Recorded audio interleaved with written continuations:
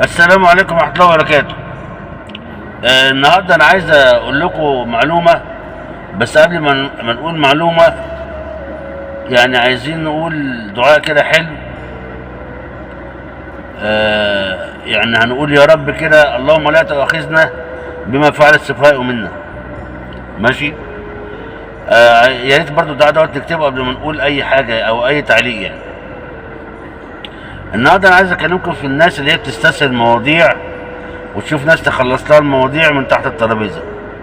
كل الحاجات دي غلط، والله العظيم غلط. انا قبل كده قلت لكم ان انا كان عندي عميل سقط، ده يعني عقده ما تنجحش. لقيته بعد فتره بيقول لي: انا طلعت الجواب. يا عم طلعته منين؟ قال لي: والله هو وروني على التليفون. تمام. فقلت له: طب انت جاي ليه طالما طلعت الجواب؟ قال لي: ما انا جاي استلمه. طب ما تخش تستلمه. قال لي: لا، ده واحد جايبهولي. قلت له: طب سيبك بقى من الواحد دوت وخش جوه المجالس قول لهم انا عايز استلم الجواب بتاعي. اللي انا توقعته حصل. وانا لما دخل المجالس قال لي: يا حاج انت ساقط نهائي اصلا، المفروض ان انت تروح التضامن تجيب جواب. فدوت بيدل ان في ناس ما يفرقش عن يعني بالنسبه لها الحلال من الحرام. تمام. ف انا عشان كده بقول لكم يعني بلاش تقعوا في ايد حد وامشي كده بمورد الله. يعني اقول لكم حاجه: انا بساعد عميلي والله بساعد بمعلومات، ولا وسائد ولا رشاوي، وفي الاخر الموضوع كله بايد ربنا سبحانه وتعالى، وده توفيق من ربنا يعني. فبلاش نمسك في السكك ديت. الحاجه التانيه مثلا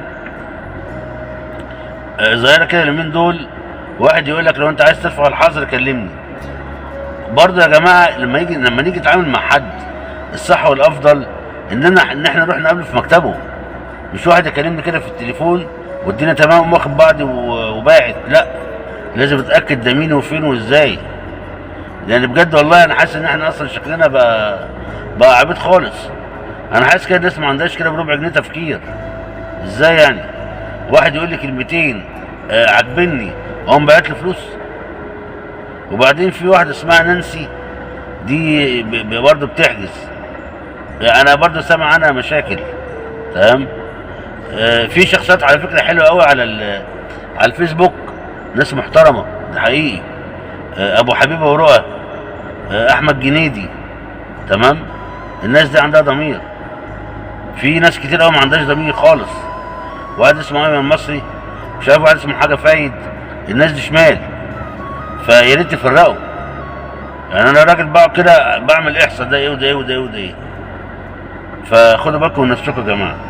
لان عشان تكونوا عارفين، انت النهارده لما تطلع كارت مضروب اصلا مش هيبقى ليه لازمه. ليه بقى؟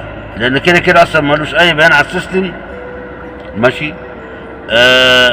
ولا اللجنه بتاعت العربيه توافق عليك، بس انت بتطلعه اصلا شمال، فمعنى انت ما عندكش اعاقه. تمام. فركزوا انتوا بتعملوا ايه وبتتعاملوا مع مين يعني. يلا، السلام عليكم.